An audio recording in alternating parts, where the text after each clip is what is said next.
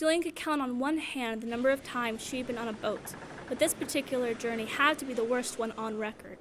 For one, she was the only human cargo on board. Her sole companions were a wooden box full of various vegetable seeds and some containers full of what appeared to be lamp oil. The captain didn't make the damp, depressing voyage any better. His knees would bump into the small of her back with every little wave they hit, and each time he would grunt under his breath an apology. The ride was silent, except for the shrill scream of seagulls. So, what brings you out here? I'm on vacation. She resolved to keep her answers curt, so he'd hopefully get the hint and not continue the conversation. This isn't really a kind of place people just go to visit. Most people are here to stay. I'm not planning on it. Oh, you will. The way he said it made her freeze, pinned down by the eyes on the back of her head. The hot air blowing against the hairs of the back of her neck stood on end. The sounds of his breathing was labored and loud, and the scent of the tobacco that he was smoking in the pipe made her chest ache. It got louder and louder, and the smoke got thicker and thicker until she felt like she was going to scream. Her mouth opened, eyes wild, but before she could make a noise, he spoke. Land ahoy! He leaned back as she leaned forward, her eyes fixed on the line of green on the horizon. The tension that was in the air moments before seemed to dissipate as the island approached quickly. Before she knew it, they were pulling up to the dock, and she was standing on unsteady sea legs. The captain was silent, smoking his pipe thoughtfully as she stepped onto dry land. She didn't bother to say goodbye. There was a single man standing on the dock who was aged and slightly hunched over, gripping a sign. She stopped short as she made out the crooked words written on it. Jillian Moss. Her name. Her feet moved quickly to stand in front of them, clearing her throat to get his attention. Excuse me. Excuse me? Oh, sorry, are you Jillian Moss? Yes, that's me. Welcome to Kate Lastergonia. Here, put your bags in the back. He gestured to a horse and buggy that awaited them. Don't you guys have cars out here? No, we're not civilized here. Her bags were heavier than she remembered as she hefted them onto the back of the cart. Her stomach lurched as she pulled herself up to sit beside the old man. She must still be a bit seasick from the boat ride. It's nice out here. Quiet. It's always like that out here. We're not used to the quiet, then. No, I'm a detective. You don't really get a lot of quiet time on the beat. Ah, a detective. Don't get a lot of your kind out here. Well, my boss wanted me to take a break, get out of the city. This was the farthest I could get away without leaving the hemisphere. You've come to the right place if you want to get away. This is a good place to have a new beginning. It's simple here. We provide for ourselves and grow our own food. Yep, it's good living and good eating. Ha ha ha ha. An awkward silence cued once more. Jillian was beyond disturbed, but brushed the feeling away. She kept reminding herself that she was off duty. She needed to ignore everything that seemed out of the ordinary. From this point on, she was on vacation, and a much-needed one at that. The cart eased its way lazily to the front of the large house. Her legs and backsides were a bit sore from the seat, but Jillian managed to hoist herself out of the cart and around the back to grab her things. She heard a small cough from behind her and rolled around to see the old man wheezing before her. All right, this is your lodging. It's almost supper time. We eat together as a community. We'd love to have you for dinner. Dinner? What? But he was gone, leaving her choking on the dust cloud the cart left behind. When she gripped the handle of her bag, she noticed that her palms were slick with sweat. Very confused, she went to her little room that looked like an old-fashioned farmhouse. All that was in there was a small bed, a nightstand next to the bed, and a dull lamp on the nightstand. On the opposite side of the room, there was a big chest.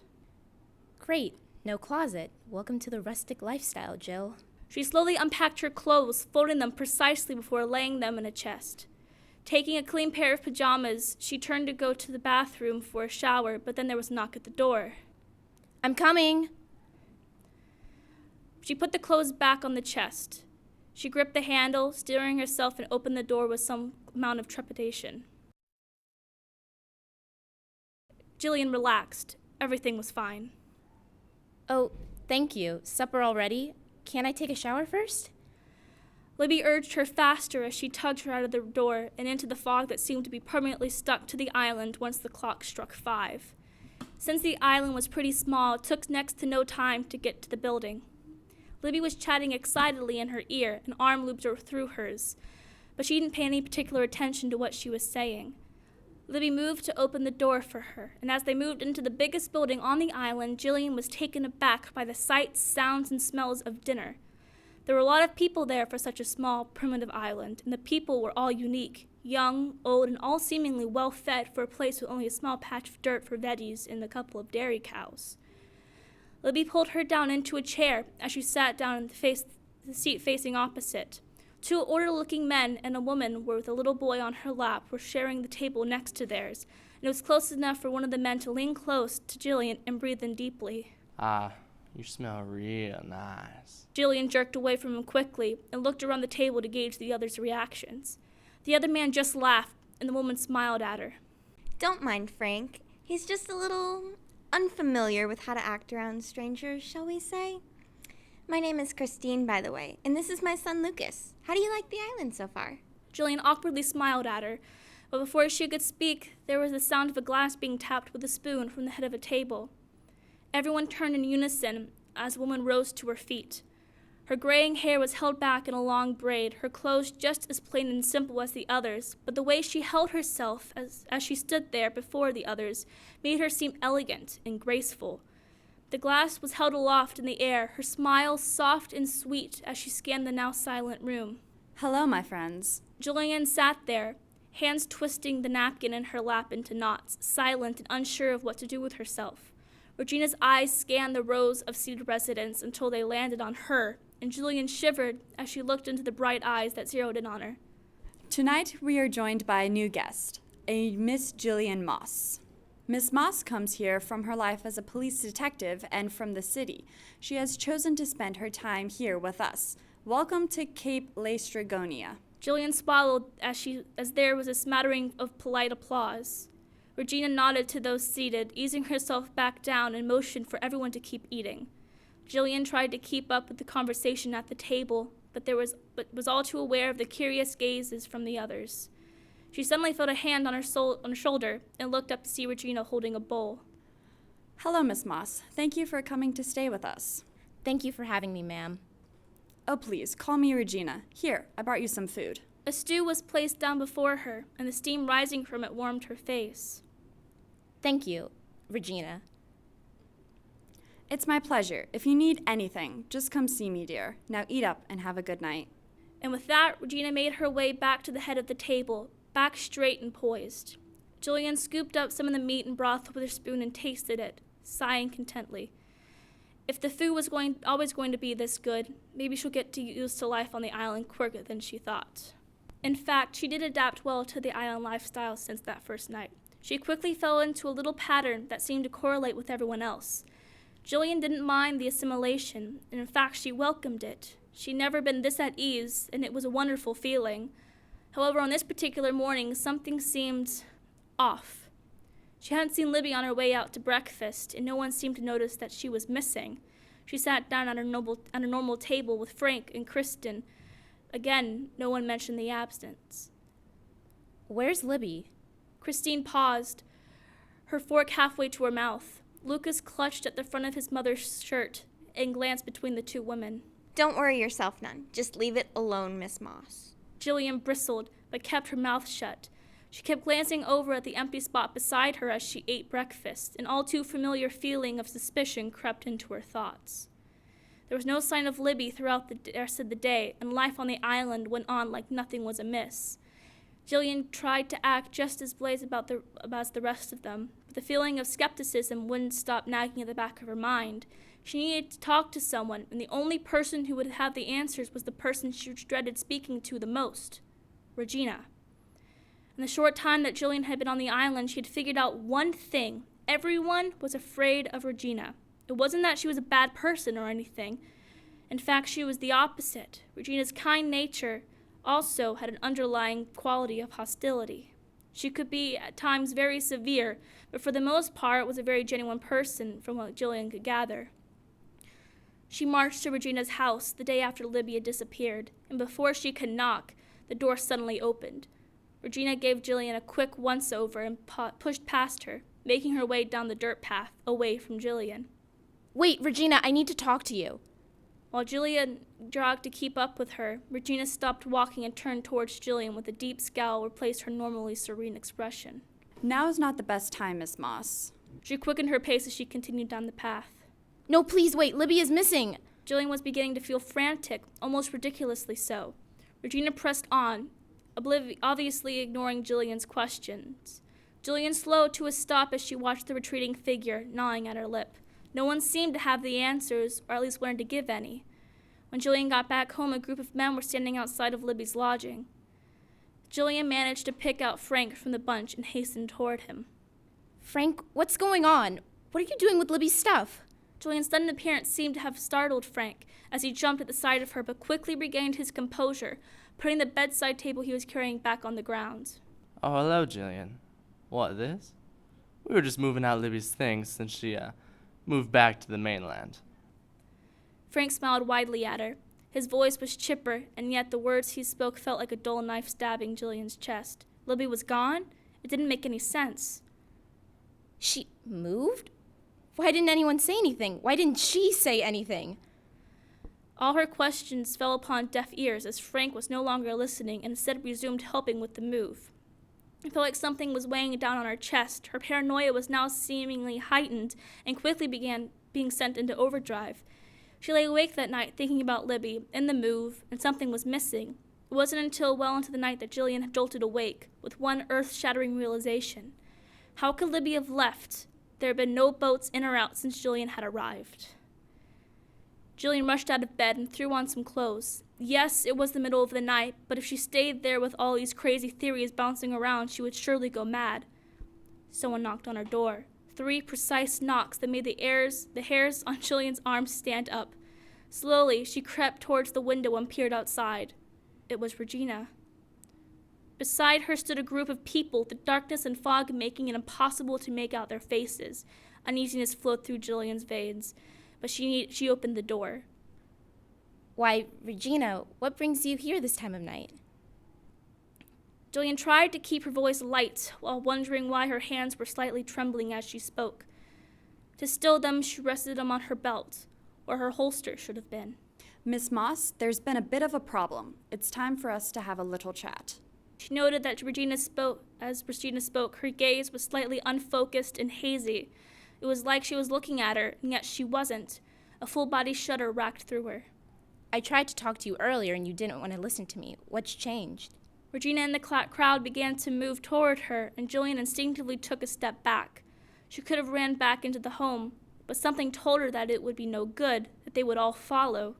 Regina began to smile knowingly, but it didn't quite reach her eyes, so it made her face stretch out. Yes, well, I've been a bit stressed out, a bit hungry. The crowd behind her was becoming restless, staring at Jillian with wild eyes. The people that had taken her in were now looking at her as if she were a stranger. She looked around at their soulless-looking expressions one last time. With a deep breath, she launched forward, shoving through the crowd and running past them. Jillian Moss hadn't felt scared like this since leaving the mainland. The last time she was this scared there, her partner she had Rodriguez by her side. Yeah, I don't like that. Never mind. Okay.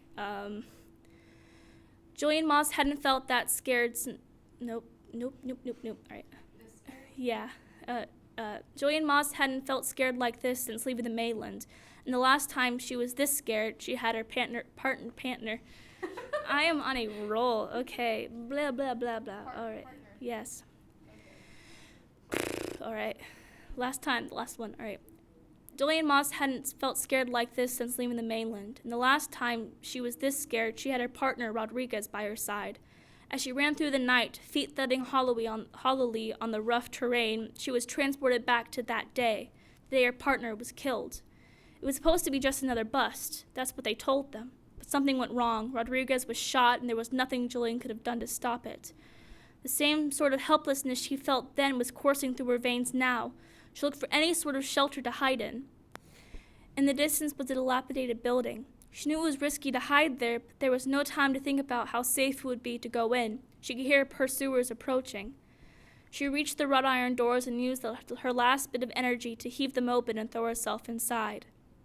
Her heart had just about made its way up her throat, and she choked against the pressure on her windpipe. As she tried desperately to suck down lungfuls of oxygen, she became aware that the air she was gulping down had something unsavory about it that she couldn't quite pinpoint. When it struck her at last, the wave of nausea that hit her made her wish she hadn't realized what the smell was. It was the coppery stench of blood. Not only that, but there was the unmistakable odor that Jillian knew quite well despite having encountered it only a couple of rather unpleasant occasions in her life. Raw meat. Human meat. There had to be a corpse somewhere, probably one of the people who had gone missing.